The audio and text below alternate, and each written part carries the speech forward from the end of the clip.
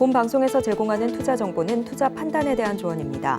방송에서 제공하는 주식의 가치, 가격 상승 및 하락에 대해서는 방송사에서 보장하지 않습니다.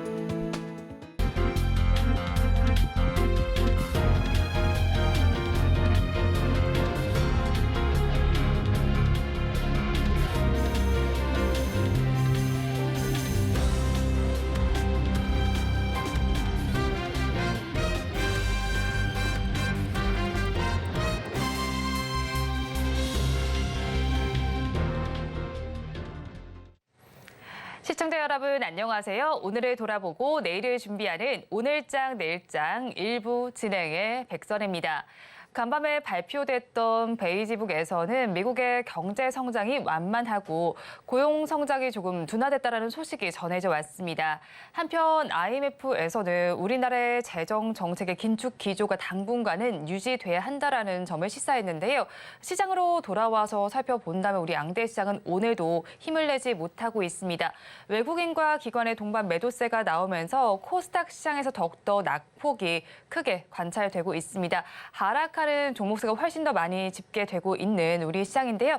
또 내일은 중국에서 CPI와 PPI가 발표되는 만큼 이 이슈도 체크를 해보시기 바랍니다. 본 방송에서 제공해드리는 정보는 투자 판단에 대한 조언일 뿐 해당 주식의 가치와 수익률을 보장하지는 않습니다.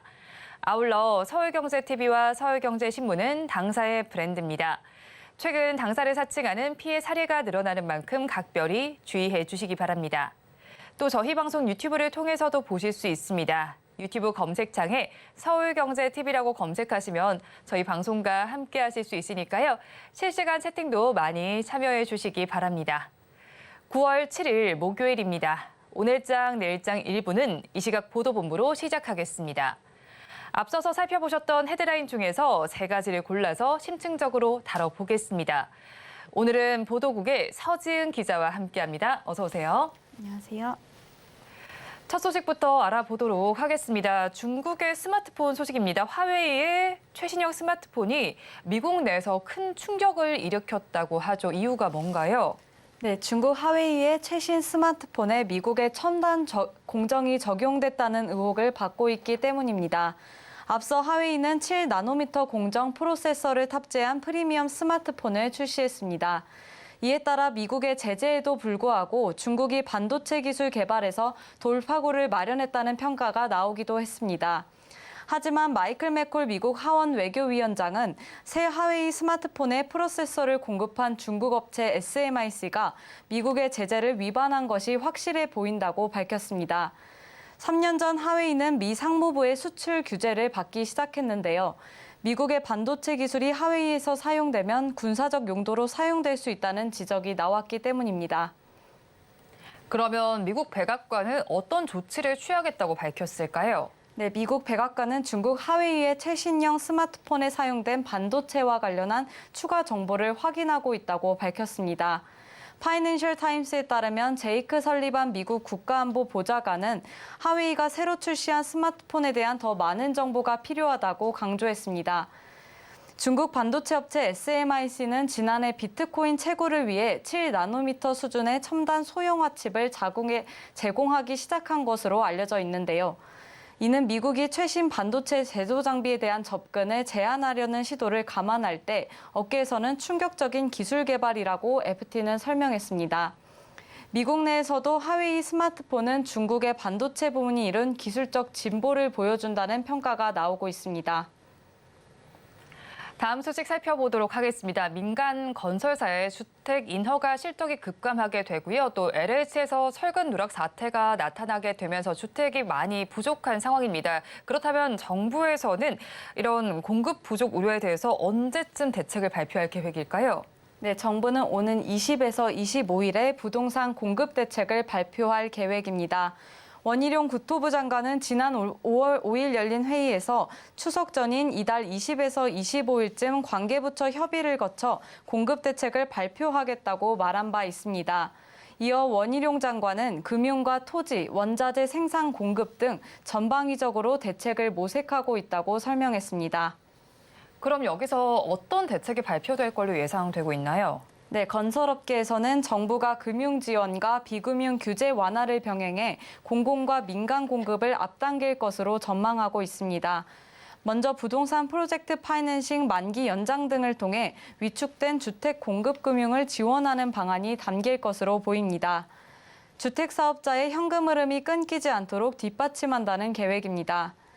원희룡 장관은 일부 건설사의 경우 만기가 돌아오는 채무를 당장은 막을 수 있는데 그 다음은 조금 불확실하다고 진단했습니다.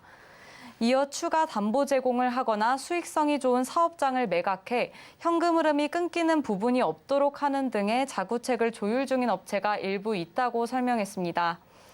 금융 지원 방안은 국토부와 기획재정부, 금융위원회가 협의 중입니다.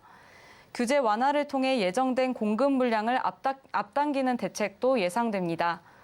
원 장관은 12월 정도에는 공급이나 인허가 물량은 어느 정도 목표를 맞추거나 넘길 수 있겠다고 설명했습니다. 마지막 소식 살펴보도록 하겠습니다. 월세 가격이 다시 꿈틀대고 있는 모습입니다. 그러면 서울에 있는 주요 대학가의 월세 가격은 어느 정도로 채택되고 있나요? 네, 지난달 서울 주요 대학가 보증금 1,000만 원 기준의 원룸 평균 월세가 60만 원에 육박한 것으로 나타났습니다. 이는 지난해 동월 57만 9천 원 대비 3.53% 상승한 수치며 1학기 개강 시즌을 앞둔 지난 2월보다 1.7% 오른 수치입니다. 그러면 월세 상승폭이 가장 큰 학교는 어디였을까요? 네, 연세대학교 인근 지역의 평균 월세 상승폭이 가장 큰 것으로 나타났습니다. 연대 근처 원룸 평균 월세는 79만 원으로 작년 동월보다 50.16% 올랐습니다. 이어 경희대학교 인근 지역 평균 월세가 52만 5천 원에서 62만 원으로 18.1% 상승했으며 고려대학교 인근 지역의 평균 월세는 55만 원으로 전년 대비 13.47% 올랐습니다. 그 다음으로는 서울대학교 인근 지역 평균 월세가 46.8만 원에서 50만 원으로 6.76%, 한양대학교 인근 지역 평균 월세는 50.9만 원에서 53만 원으로 4.15% 상승했습니다. 또 1년 새 평균 월세가 떨어진 대학가도 있습니다. 가장 많이 하락한 곳은 이화여자대학교 인근 지역으로 전년 동월 97만 원에서 77만 원으로 20.66% 하락했습니다. 이어 성균관대학교와 한국외국어대학교 인근 지역 평균 월세가 각각 5.92%, 4.06% 하락했습니다. 네, 오늘 이 시각 보도본부에서는 중국의 화웨이 최신 스마트폰 소식부터 대학가의 월세 소식까지 전해드렸습니다. 보도국 서지은 기자와 함께했습니다. 오늘 말씀 고맙습니다. 계속해서 시황센터 연결해서 이 시각 시장 상황 알아보겠습니다. 최유정 캐스터가 준비하고 있습니다. 시황센터 최유정입니다. 국제 유가가 9거래일째 상승세를 지속하면서 배럴당 $100 돌파에 대한 우려가 커지고 있습니다. 유가가 오르면 인플레이션 우려가 커질 수 있고 그렇게 되면 연준의 금리 인상 사이클이 길어질 가능성이 있는데요. 이러한 점들이 증시에는 하방 압력으로 작용하고 있습니다. 오늘 우리 시장 코스피, 코스닥 모두 약세로 출발을 했고요. 현재까지도 마이너스권에서 움직이고 있는 모습입니다. 그렇다면 보다 자세한 지수 상황 살펴보겠습니다. 먼저 코스피입니다. 코스피 오늘 시가총액 상위 종목 혼조세를 보인 가운데 삼성전자와 SK하이닉스 빨간불 켜내고 있고요. 또 삼성전자가 반도체 개발에 네이버 AI를 사용하겠다는 소식이 전해지면서 네이버 강세를 보이고 있습니다. 지수 살펴보면요. 오늘 2554선에서 시작해 계속해서 낙폭을 키우고 있는 모습인데요. 현재는 0.72% 하락한 2544선에서 움직이고 있는 모습입니다. 이어서 수급도 살펴보도록 하겠습니다. 어제와 같은 포지션 보여주고 있는데요. 개인만이 매수 우위 보여주면서 2,709억 원 사들이는 모습입니다. 특히 기관은 5거래일 연속 매도세 보여주고 있는데요. 금융 투자, 강한 매도 흐름 이어나가고 있습니다. 2,334억 원 덜어내고 있고요. 외국인은 593억 원 팔아내고 있는 모습입니다. 이어서 코스닥도 살펴보도록 하겠습니다. 코스닥 시가총액 상위 종목 혼조세를 보이고 있는 가운데 에코프로 그룹주 오늘 약세를 보이고 있고요. 어제까지 잘 갔던 포스코 DX도 오늘은 하락세 보이고 있습니다. 레인보우 로보틱스는 오늘 빨간불 켜내는 모습입니다. 지수 살펴보면요. 오늘 914선에서 시작해 921선까지 올라가면서 상승 시도 하나 싶었는데 곧바로 낙폭을 보이면서 현재는 1.47% 하락한 904선에서 움직이고 있는 모습입니다. 이어서 수급도 살펴보도록 하겠습니다. 역시나 기관과 외국인 동반 매도세 보이고 있는데요. 각각 480억 원, 1,806억 원 덜어내는 모습입니다. 개인은 어제와 마찬가지로 제조업에서 강한 매수세 보이고 있고요. 현재는 2,600억 원 사들이고 있는 모습입니다. 이어서 특징 섹터 살펴보도록 하겠습니다. 로봇 관련주입니다. 로봇 관련주 오늘 아주 뜨거운데요. 상장을 앞둔 두산 로보틱스 다음 주 11일부터 기관 투자자 수요 예측에 들어가고요. 21일부터는 일반 투자자 청약이 실시가 됩니다. 이렇게 상장을 앞둔 두산 로보틱스에 대한 기대감과 또 대기업들의 로봇 이슈가 겹치면서 로봇 관련주 식지 않는 열기가 지속되고 있습니다. 관련주 살펴보면요. 레인보우 로보틱스 현재 4.4%대 상승세 보이고 있고요. 이어서 SPG 오늘 개장과 동시에 급등세 보여줬는데요. 장중 VI가 발동되기도 하면서 현재는 8%대 강세 보여주고 있습니다. 이어서 휴림 로봇도 12% 넘는 상승세 보여주고 있습니다. 이어서 이렌시스 오늘 상한가 기록하는 모습이고요. 현재 3,975원에 거래되고 있는 모습입니다. 이어서 다음 특징 섹터도 살펴보도록 하겠습니다. 네옴시티 관련주입니다. 사우디 국부펀드 총재가 어제 방한했습니다. 그동안 기대감 보이던 네옴시티 뉴스에 팔고 있는 모습입니다. 현재는 하락세가 짙은데요. 오늘 SM도 4%대 하락세 보여주고 있고요. 한미글로벌도 6%대 하락세 보여주고 있습니다. 히림 오늘 8,550원에서 시작해 계속 낙폭을 보여주고 있는 모습입니다. 현재는 6.8%대 하락세 보여주고 있습니다. 이상 오늘장 시황 살펴봤습니다. 남은 오후장도 저희와 함께 하시면서 현명한 투자 전략 세워가시기 바라겠습니다. 이상 시황센터 최유정이었습니다.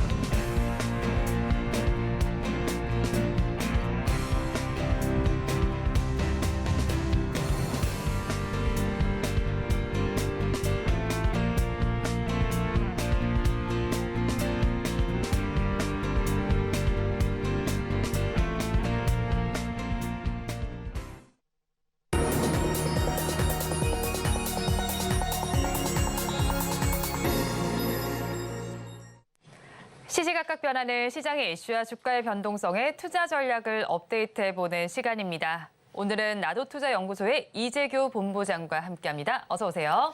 안녕하세요. 본부장님과 이야기 나눠볼 뉴스 화면을 통해서 살펴보겠습니다.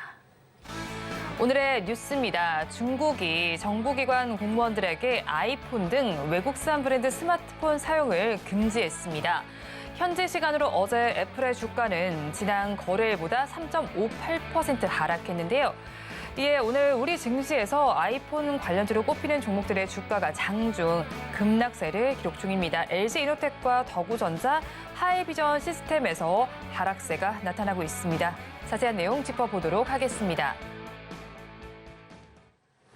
오늘 우리 양대 시장 힘을 내지 못하는 가운데 거기에 중국발 악재까지 더해졌다라고 봐야겠죠. 화면을 통해서 좀 중국에서 어떤 금지가 좀 내려졌는지 보도록 하겠습니다. 중국에서 공무원에게 아이폰 사용 금지 지침을 내렸습니다. 중국 정부가 공무원들에게 아이폰을 비롯한 외산기기 사용 금지를 명령했다고 보도가 나와 있습니다. 틱톡 제재에 대해서 반격을 하는 한편 또 화웨이 대신 중국 스마트폰 판매량 1위 자리에 오른 애플 아이폰을 견제하기 위한 조치인데 이 조치 본부장님께서는 어떻게 보셨을까요?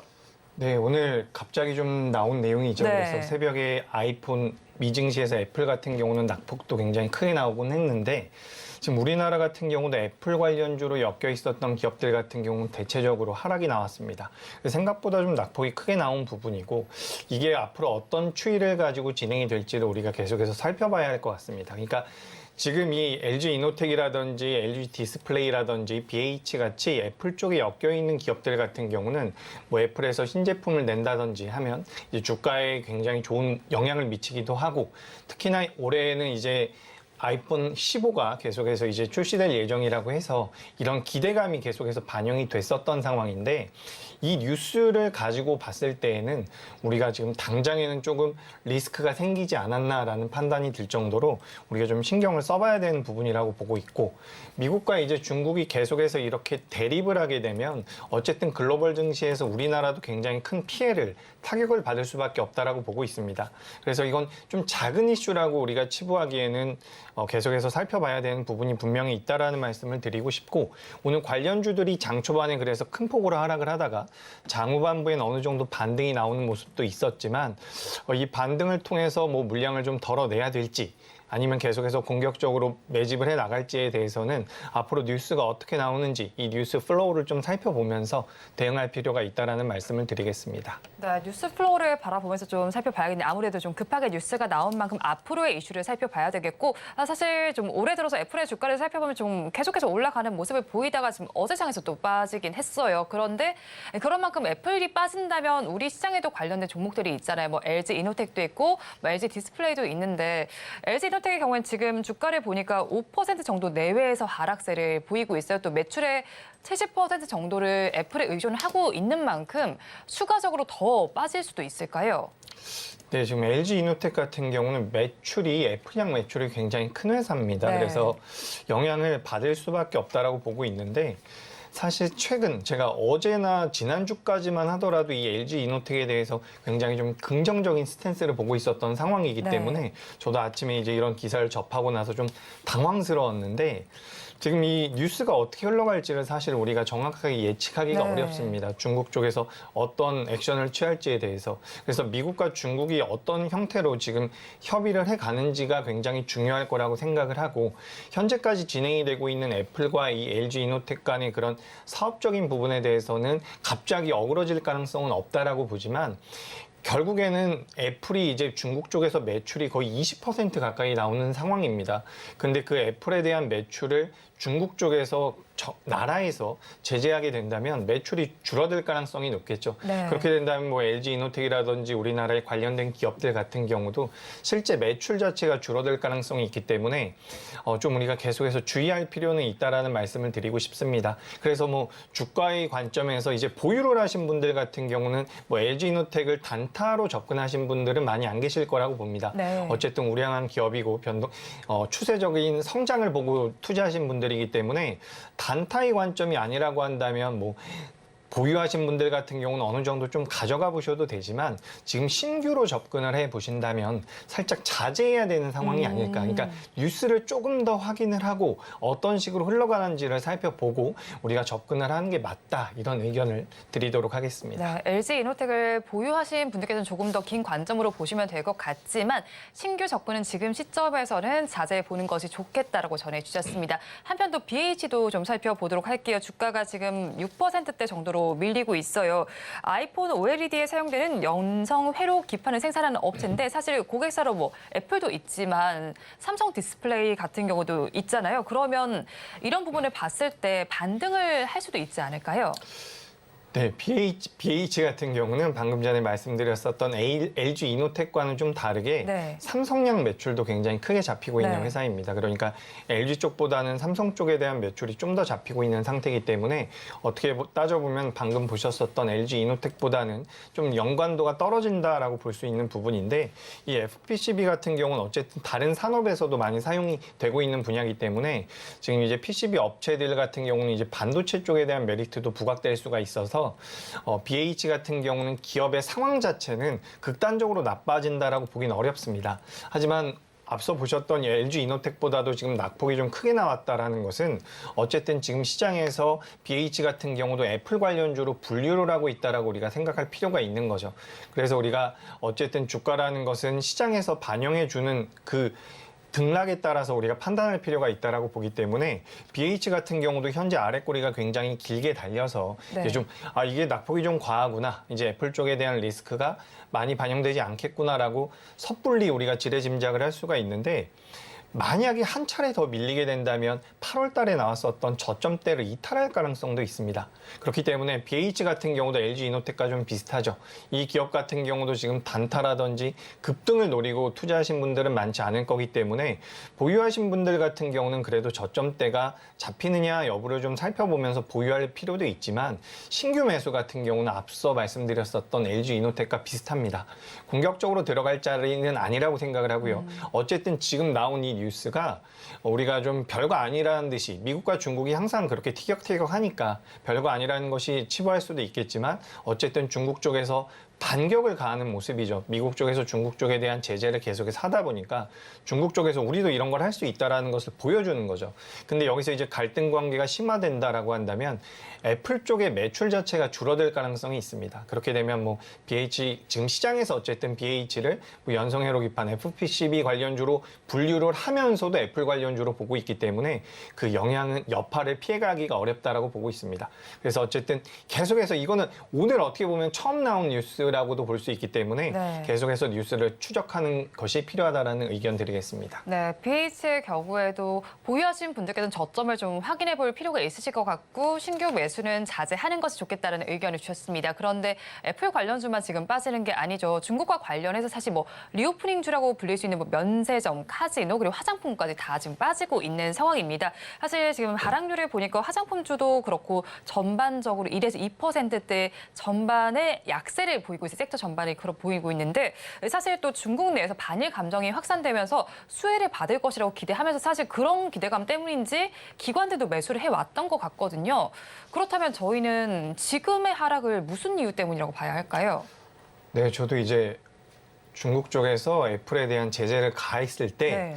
일단은 애플 관련주가 밀릴 거라는 생각을 했지만 이 리오프닝 관련주들이 생각보다 많이 하락을 하더라고요. 네. 그래서 왜 그럴까 좀 고민을 해봤더니 딱히 이유를 찾기는 좀 어려웠습니다. 다만 이제 리오프닝 관련주들이 어쨌든 좀 탄력적인 모습을 보여왔었기 때문에 그에 따른 매물 차익 실현이 나왔는데, 그 차익 실현이 어느 정도 나오는 과정에서 애플 쪽에서 그 미국과 중국 간의 문제가 좀 불거질 수 있다라는 네. 부분이 그냥 작은 도화선 정도가 됐다라고 생각을 하고 있습니다. 그래서 저는 사실 오늘 리오프닝 관련주들이 밀린 것은 크게 문제가 된다라고 보진 않고 있습니다. 오히려 리오프닝 처음에 너무 빠르게 움직임이 나오면서 변동성이 커졌기 때문에 이 종목군들을 공략하지 못했던 투자자분들 같은 경우는 최근에 이제 오늘도 포함해가지고 어느 정도 눌림이 나오게 되면 네. 한 번 정도는 공략할 수 있는 그런 기회가 되지 않을까, 저는 그렇게 생각을 하고 있습니다. 특히 우리나라에서 리오프닝 관련주로 움직이는 것은 사실 미국이랑 중국과의 관계에서 크게 피해를 받을 수 있는 부분은 아니라고 봅니다. 물론 이게 좀 더 돼서 우리가 생각을 해보자면 미국에서 중국이 계속해서 둘이 갈등을 하면서 우리나라가 중간에 낀 상태가 된다면 뭐 중국이 이제 우리나라 방문도 다시 한번 금지를 하고 이런 상황이 되면 직격탄을 맞을 수가 있겠지만, 아직까지는 그렇게 흘러가지 않고 있는 모습이고, 중국의 입장에서도 지금 과거처럼 한번 이제 미국에서 우리나라 반도체 관련돼서 계속해서 중국과의 관계를 좀 단절하는 게 좋다라는 뉘앙스를 계속 풍겼을 때 중국 쪽에서 이제 우리나라에 좀 강력한 코멘트를 날리기도 했었는데 최근에 이제 중국에서 해외여행에 대한 전면 허가를 했었던 명분 중에 하나가 중국이 이제 미국과 대립을 하면서 너무 위축이 되고 있는 상태죠. 그러니까 네. 중국의 내부 상황 자체가 좋지가 않기 때문에 해외여행을 전면적으로 허용했다라고 저는 생각을 하고 있습니다. 그렇기 때문에 중국과 미국이 어느 정도 갈등 관계에 들어간다라고 하더라도 중국의 경기를 살리기 위해서 진행하고 있었던 이런 리오프닝에 관련되어 있는 우리나라 기업들의 수혜는 이어질 가능성이 높다라고 보고 있기 때문에 저는 크게 걱정하진 않고 있는 부분입니다. 네, 미중 갈등 때문에 사실 뭐 우리나라가 피해를 받을 수도 있겠지만 일단은 수혜를 받을 수 있는 업종들 같은 경우는 앞으로 흐름이 그래도 지속될 것이다라고 진단을 해주셨습니다. 그렇다면 또 이제 아시아권 여행에 대한 수요는 계속해서 좀 증가할 것으로 증권가에서도 보고 있습니다. 그런 만큼 면세점 관련주 같은 경우에도 올해보다 내년에 20% 정도 매출이 늘어날 것으로 예상이 되고 있는 상황이잖아요. 그런 만큼 면세점주 중에서 좀 비중을 확대해 볼 만한 쪽은 어디일까요? 네, 오늘도 이제 좀 견조한 흐름이 나오고 있는 부분인데 신세계를 네. 말씀드리고 싶습니다. 이 신세계 같은 경우는 뭐 시내 면세점이 다른 업체들에 비해서 다른 뭐 면세점 업체들에 비해서 좀 더 유리한 포지션을 잡고 있다라고 보시면 될 것 같은데 앞서 말씀드렸던 것처럼 어쨌든 중국에서 우리나라에 계속해서 들어오고 있는 상황이죠. 그래서 이런 부분들이 실질적인 메리트가 돼서 매출로 잡힐 가능성이 굉장히 높다라고 보고 있습니다. 그리고 이 신세계 같은 경우는 중국에서 결제 플랫폼으로 유명한 우리도 뭐 삼성페이 같은 것들을 많이 사용하는 것처럼 중국에서 사용하고 있는 이 결제 플랫폼 페이를 계속해서 이용을 하면서 프로모션을 이용하면서 계속해서 이제 중국인들의 매출을 계속해서 가져오고 있는 상황이다라고 보시면 될 것 같습니다. 그래서 저는 어쨌든 이 중국 쪽에 대한 모멘텀은 당분간 지속이 될 가능성이 높다라고 보고 있고 특히 이번 달 말에서 다음 달 초까지는 중국에서 굉장히 큰 연휴 기간이라고 하죠. 그래서 그때까지는 어떻게 보면 이슈 자체도 테마로도 우리가 엮일 수 있는 부분이 있기 때문에 이 면세점 관련되어 있는 부분들은 어쨌든 굉장히 오랫동안 부진했었던 부분이고 네. 거기서 돌아서기 때문에 실적적인 턴어라운드가 진행이 된다면 주가적인 측면에서는 상승세가 좀 더 강하게 진행될 수 있다라고 보니까 이런 부분들은 뭐 긍정적으로 생각하고 있는 부분입니다. 네, 일단 신세계 짚어주면서 긍정적인 모멘텀이 있다라고 짚어주셨습니다. 그렇다면 오늘 좀 전반적으로 살펴봤는데 탑픽 종목은 어떤 걸로 가지고 오셨을까요? 탑픽 종목이요? 네. 예. 제가 오늘 탑픽 종목으로 준비한 것은 연우라는 기업입니다. 네.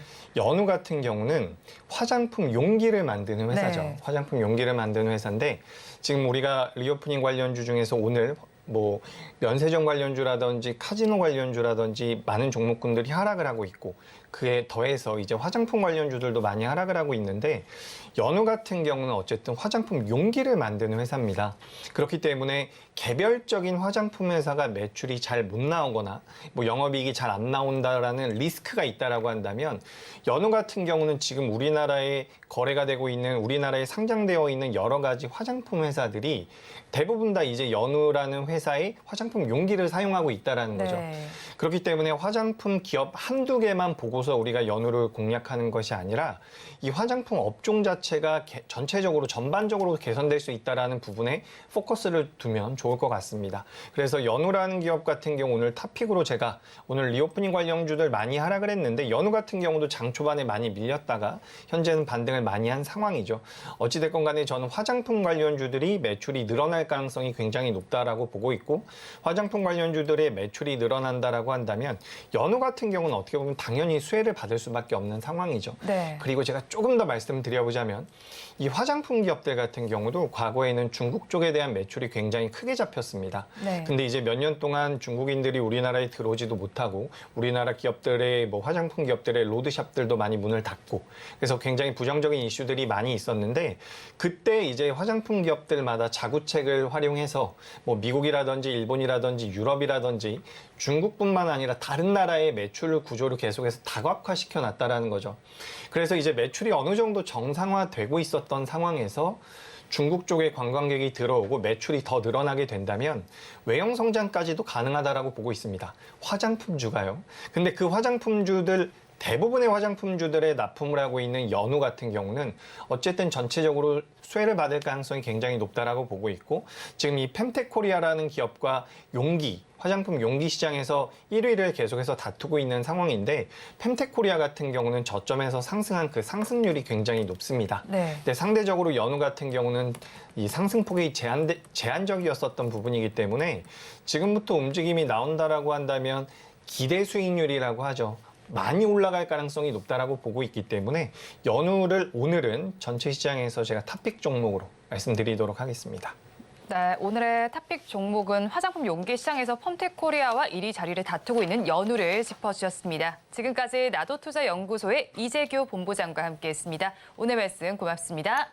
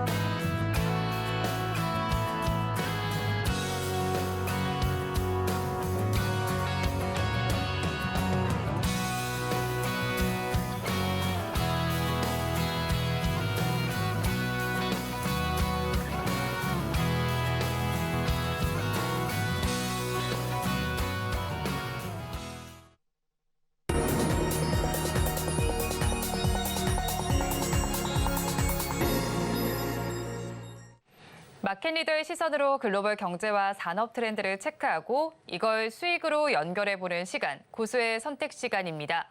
오늘은 김한진 이코노미스트와 함께합니다. 어서 오세요. 네, 안녕하세요. 박사님과 이야기 나눠볼 주제 화면을 통해서 살펴보겠습니다. 오늘의 주제입니다.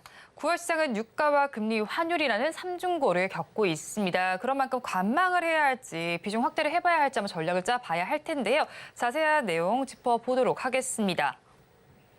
네, 우리 증시는 여전히 박스권 내에서 등락을 지속하고 있고요. 최근에 미국 증시는 산유국의 감산 소식 속에서 하락을 하기도 했습니다. 그런 만큼 현재 9월 시장의 방향성을 좌우하는 요인이 무엇인지 궁금한데요. 글로벌 전반적인 상황과 함께 좀 짚어주시죠.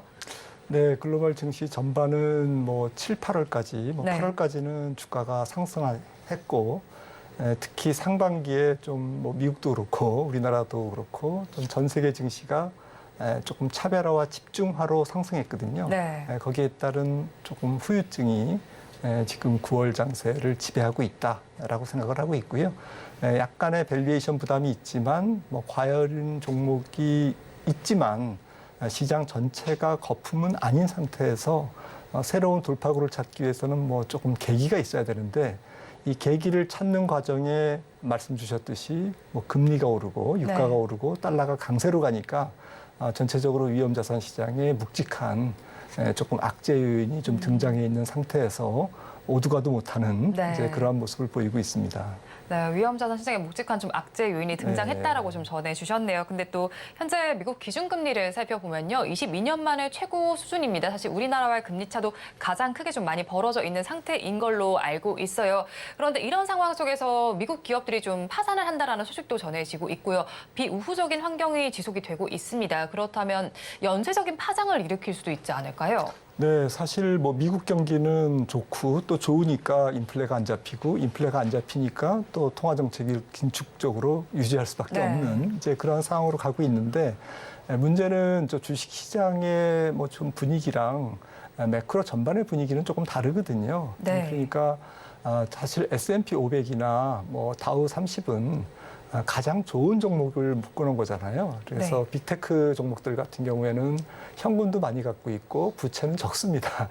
그런 반면에 미국도 중소기업, 영세기업, 자영업자들은 장사가 안 되거든요. 거기다가 부채 비율이 높은데 아시다시피 금리가 이렇게 네. 높아지니까 우리나라랑 똑같은 거죠. 그래서 매크로 전반에 기저에 깔려 있는 조금 취약 차주들이 연체율을 늘리고 있는 거고 또 마찬가지로 부도율도 올라가고 또 회사채 발행이 조금 잘 안 되고 잘 소화가 안 되는 거죠. 네. 약간의 신용 경색이 경제 전반적으로 조금 몰려들고 있거든요. 아직까지 그게 은행 시스템에 완전히 뭐 발목을 잡는다든지 주름살을 줄 정도는 아닌데 문제는 주식시장의 온도와 이런 매크로의 온도는 조금 다르다라는 점, 그러한 측면에서 이게 조금 더 확대되면 네. 그러니까 이제 연말로 갈수록 조금 더 경제가 좀 안 좋아진다든지 또 3고 뭐 유가나 금리가 계속 높게 고공행진을 한다든지 이러면 조금 이러한 부실 요인들이 미국에서도 조금 더 커질 거고요. 네. 그러면 이게 조금 중앙 시스템, 그러니까 은행 시스템으로 조금 더 압박해서 들어오면 시장 전체적으로 소비가 둔화된다든지 신용 경색에 조금 빨간불이 켜진다든지 이렇게 해서 주식시장을 위협하는 요인들이 한 4분기 정도에는 조금 더 증가할 수 있겠구나라고 지금 저희가 추측하고 있습니다. 네, 주식시장에 대한 위험 요인이 4분기에 더 증가할 수 네. 있는 가능성이 있는 거네요.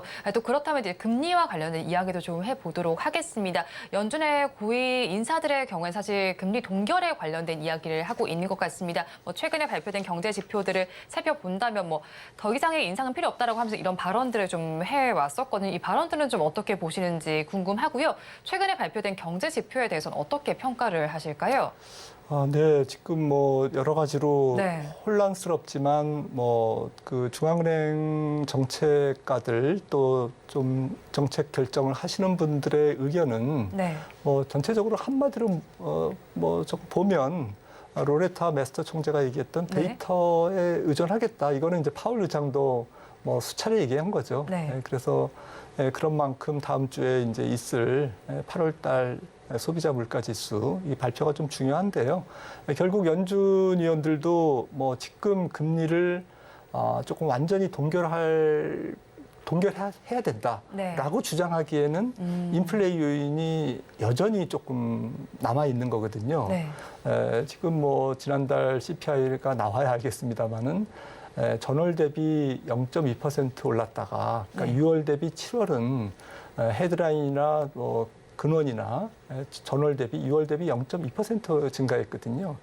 그런데 지금 시장의 컨센서스는 다음 주에 나온 8월 CPI는 네. 근원이나 헤드라인이나 0.4, 0.7 조금 더 올라가는 쪽으로 네. 지금 잡히고 있습니다. 그런 부분은 최근에 네. 유가 요인도 있지만 그것보다는 좀 기저효과. 네. 작년 하반기부터 물가가 많이 떨어졌기 때문에 조금만 물가 요인이 계속 존재해도 네. 전월비라든지 전년동월비는 조금 높게 나오는 성향이 있는 거거든요. 네. 그러니까 상반기는 조금 뒷바람을 맞고 뒷바람을 받으면서 물가가 안정됐다면 네. 하반기는 앞바람을 맞으면서 헤드윈드를 맞으면서 돌파해야 되는 조금 부담스러운 물가 환경이거든요. 그런 상태에서 유가가 올라간다라는 것이 조금 부담스러운 그런 그림인 것 같습니다. 네, 일단은 지금 경제 지표를 보고 판단하겠다라는 이야기를 좀 전해준 것 네. 같습니다. 그렇다면 또 이제 FOMC도 또 앞두고 있는 상황이에요. 사실 또 이제 뭐 서비스업 지표도 발표가 됐었고, 그리고 FOMC 앞두고 있는데 금리 동결 가능성이 좀 높아지고 있습니다. 그리고 또 11월의 경우에도 사실은 금리 동결과 관련해서 한 50% 이상의 가능성을 두고 있는 상황인데, 그렇다면 이제 금리 인상 기조가 끝났다고 봐야 할까요? 네, 그러니까요. 이게 지금 경제 지표가 엇갈리고 있죠. ISM 뭐 PMI 지표만 해도 제조업은 낮게 나오고 아직 서비스업은 조금 뜨겁거든요. 네. 지난달에 52.5에서 54.5 이렇게 그냥 서프라이즈가 나왔습니다. 그러니까 여전히 뭐 그 세부 항목을 보니까 지금 가격 지불, 그다음에 주문 이런 고용, 이 모든 서비스업의 PMI 구성 항목들이 다 강세거든요. 네. 그래서 미국 경제는 현재 뭐 좀 우리나라도 경제도 약간 그런 느낌입니다만 롤링 뭐 리세션, 그러니까 순환하면서 조금 안 좋아지는데 이 얘기는 이제 돌아가면서 안 좋아지는데 지금 첫 번째 지금 이미 안 좋아지는 상태에 들어가 있는 것은 이제 제조업. 네. 제조업 PMI가 지난주에 나왔지만 좀 안 좋았지 않습니까? 제조업 경기는 안 좋고 지금 보시듯이 서비스업 경기는 좋고 근데 네. 이 서비스업 경기가 너무 좋다 보니까 물가가 안 떨어지는 거고 그러니까 통화 정책을 조금 쉽게 지금 긴축 기조를 완전히 손 털기는 네. 연준 입장에서는 부담스러운 한두 달 지표를 지켜보고 네. 9월 달은 동결을 한다 하더라도 11월 1일 FOMC에서 우리는 이제 11월 1일 날에는 금리를 안 올려라고 네. 얘기하는 것은 네. 두세 달 정도는 지표를 봐야 결론이 나오거든요. 그렇다고 보면 11월 1일까지 FOMC 직전까지 계속 시장은 한 40~50%의 확률을 가지고 올리는 건가 아닌가 긴가민가한 상태에서 네. 시장이 조금 영향을 받을 것 같습니다. 네, 약간 앞으로 나올 경제 지표들도 계속해서 체크를 해봐야 네. 하겠네요. 일단은 뭐 지금은 이 정도로 나와 있지만 좀 달라질 수도 있는 거잖아요. 네. 그런데 또 최근 유가 역시도 심상치가 않습니다. 산유국의 감산 연장 소식이 좀 전해지고 있고요. 유가가 지난해 11월 이후로 최고치를 기록하고 있는 상태입니다. 이번에 감산을 하게 되면서 주 수요처가 되는 중국 경제가 나아질 가능성이 희박하다는 해석까지 전해지고 있는 상황인데요. 그렇다면 유가가 계속해서 치솟게 된다면 금리 정책을 다시 자극할 가능성도 있지 않을까 좀 염려가 되는데 어떻게 보실까요? 최근의 유가 상황은요? 네, 지금 유가가 어쨌든 사우디하고 러시아의 감산으로 촉발됐지만 네. 간밤에는 사실 미국 석유협회가 이제 재고가 낮다라고 발표하면서 한 번 더 영향을 받았고요, 위쪽으로. 그런데 지금 현재 경기가 조금 약간 둔화되고 있기 때문에 전 세계적으로 특히 중국 경제가 네. 좀 안 좋기 때문에 결국에는 중국의 수요를 쫓아갈 것 같습니다. 유가는 그래서 연말로 갈수록 하락하는데 하락하는 과정 속에서 오펙 플러스는 조금 더 이문을 남겨야 되겠다라는 네. 욕심을 부리고 있는 것 같고요. 제가 볼 때는 그리고 수요가 이제 정말 이제 완벽하게 이제 완연하게 줄면 아마 오펙도 조금 그 감산을 조금 슬그머니 조금 후퇴하지 않을까라는 생각에서 유가의 고비는 지금부터 한두 달이라고 보고요. 물론 이제 동절기 들어가면서 수요가 느는 부분은 있지만 4분기에 들어갈수록 중국 수요는 둔화되고 인도 수요도 둔화될 것이라고 보기 때문에 네. 전체적으로 좀 WTI 기준으로 한 93달러 배럴당 93달러 정도가 조금 맥시멈. 지금부터는 한 6~7%는 좀 네. 업사이드를 열어놔야 되지 않느냐라는 네. 것이 조금 현실적인 예측이고요. 유가가 올라가면 사실 9월, 10월에 또 뭐 한 90불 이상으로 만약에 WTI가 움직이면 네. 아무래도 10월, 11월 약간 이연되면서 미국 소비자 물가에 영향을 주고 사실 유가는 근원 물가에는 영향을 직접적으로는 주지 않지만 네. 생산자 물가가 소비자 물가에 영향 주듯이 헤드라인 물가에 유가가 영향을 주면 한두 달 지나면 근원 물가에도 영향을 주거든요. 그래서 올해까지는 9월, 10월에 오른 유가가 여전히 큰 폭으로 그 이후에 4분기에 떨어지지 않는다면 올 연말까지는 여전히 미국의 통화정책과 통화정책을 결정하는 근원 물가에 계속 영향력을 행사할 것이다라고 보는 것이 맞을 것 같습니다. 유가가 지금 올라갈 룸도 좀 있고 네. 근원 물가도 영향을 미칠 수가 네. 있겠네요. 일단 그러면 또 산유국의 감산 결정 속에 유가에 대한 부담이 커지고 있습니다. 그럼 업종별로 저희가 전략은 네. 어떻게 짜면 좋을까요? 그 유가가 올라갈 때는 뭐 정유주들이 네. 최근에 이제 조금 힘을 받고 있고 그래서 하는데 하지만 이 유가가 조금 진성 상승 추세로 접어드는 부분은 아닌 것 같고요. 네. 일시적인 수급에 의한 한 두어 달 정도의 단기적인 기술적인 상승이라고 한다면 네. 좀 유가와 관련된 유가가 상승함으로써 수혜를 받는 정유라든지 화학이라든지 또 경기 순환주라든지 이런 쪽은 조금 짧게 매매할 필요가 있지 않느냐라는 생각이고요. 네. 결국에는 뭐 돌고 돌아서 결국 금리가 내려와야 전체적인 시장이 올라갈 텐데 지금은 이제 금리가 여전히 조금 주가의 발목을 잡고 있고 또 상반기에 많이 올라갔던 기술주의 발목을 잡고 있기 때문에 그런 쪽에서 전체적인 하반기 또 9월 달 이후에 또 9월 장세는 조금 지수 자체가 움직인다기보다는 틈새 종목 중심으로 치고 빠지는 게릴라식 뭐 약간 틈새 종목들이 조금 활개를 칠 수 있는 그 정도지 네. 지수 자체가 큰 폭으로 조금 상승하는 그런 장은 아닐 것 같습니다. 네, 방금 전에 박사님께서 말씀해 주신 것처럼 지수는 박스권에 갇혀 있으면서 종목별 또 업종별로 차별화 장세가 펼쳐질 것이다라고 증권가에서도 예측이 나오고 있는 것 같아요. 그러면 사실 이런 말이 말은 쉽게 들리지만 어려운 장이라는 걸 표현하는 거잖아요. 그럼 저희는 어떤 업종에 관심을 확대해 보면 좋을까요?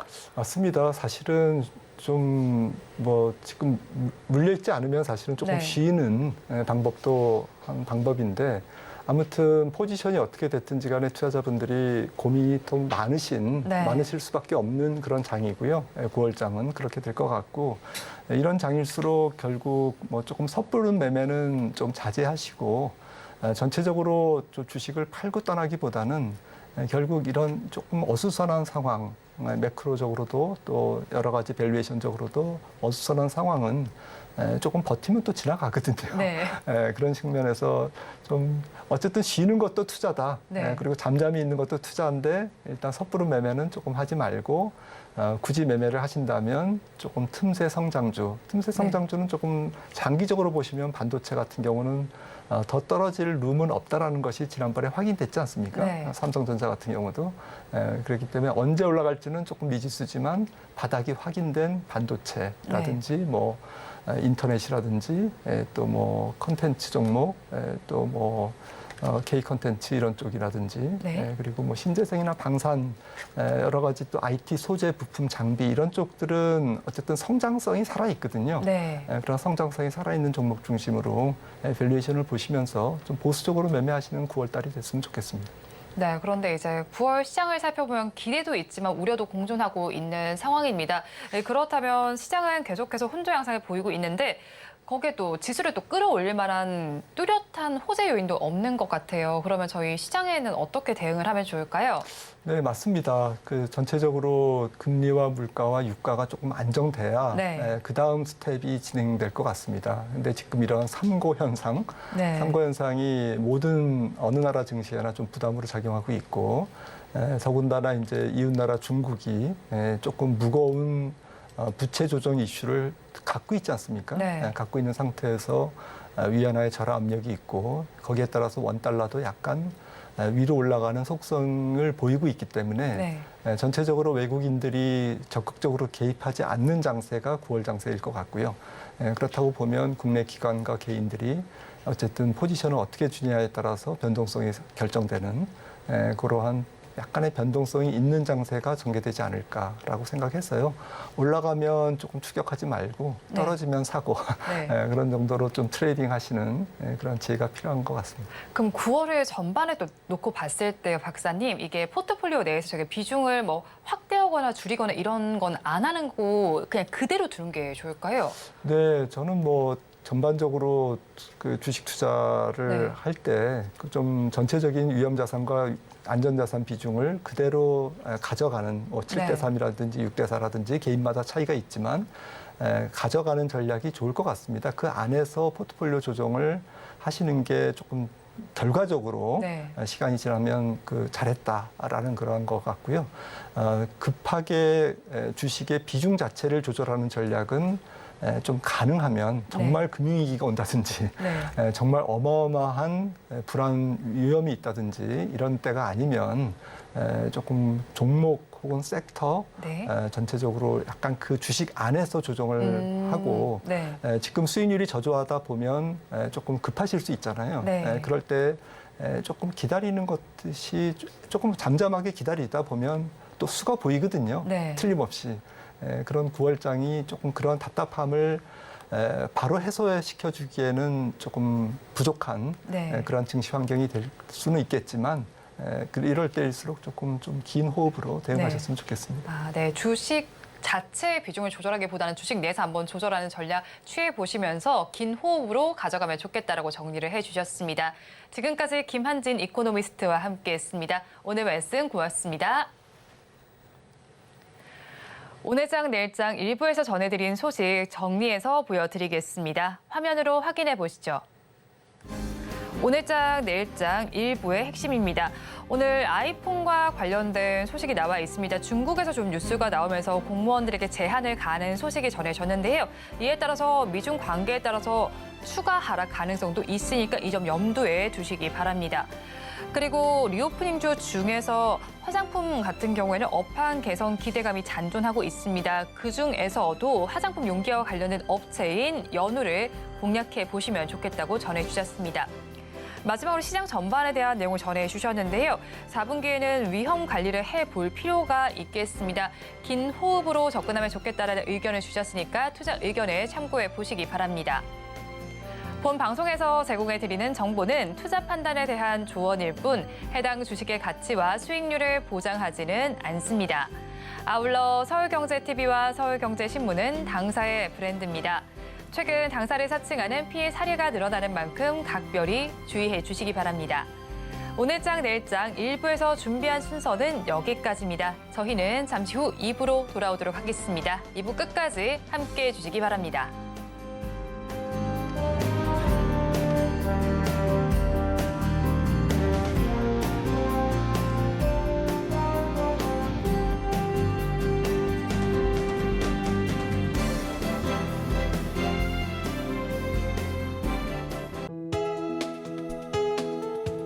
본 방송에서 제공하는 투자 정보는 투자 판단에 대한 조언입니다. 방송에서 제공하는 주식의 가치, 가격 상승 및 하락에 대해서는 방송사에서 보장하지 않습니다.